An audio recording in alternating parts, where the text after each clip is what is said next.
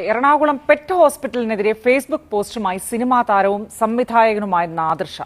ആരോഗ്യവാനായ തന്റെ പൂച്ചയെ കുളിപ്പിക്കാൻ കൊണ്ടുപോയതാണ്, എന്നാൽ കൊന്നുകളഞ്ഞുവെന്നാണ് നാദിർ ഷാ അതിൽ പറഞ്ഞിരിക്കുന്നത്.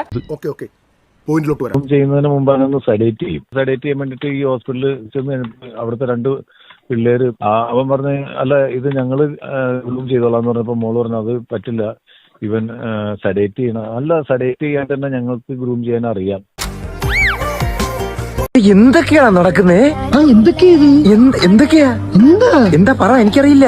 മറ്റു സ്ഥലത്തേക്ക് പോകാതിരിക്കാൻ വേണ്ടിയിട്ടാണോ എന്താ അറിയില്ല, അല്ലെങ്കിൽ ഇനി അവരുടെ പരീക്ഷണമാണെന്ന് അറിയില്ല. ഇവര് പിന്നീട് മോള് കാണുന്നത് ഇതിന്റെ കഴുത്തിൽ കുറിച്ചിട്ട് വലിച്ചുകൊണ്ടാണ്. കുറച്ച് സഭ്യമായിട്ട് സംസാരിക്കാ. ഞാൻ 4 ആളറിയുന്ന ഒരു മാന്യനാണ്. എന്നാൽ ഈ 4 ആളറിയുന്ന മാന്യൻ ആ 4 വീലുള്ള ജീപ്പിലോട്ടൊന്ന് കയറിയാട്ടെ.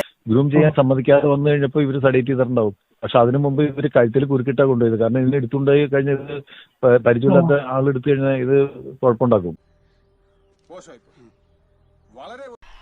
കൗതുക ലേശം കൂടുതലാണ്. മാപ്പാക്കണം.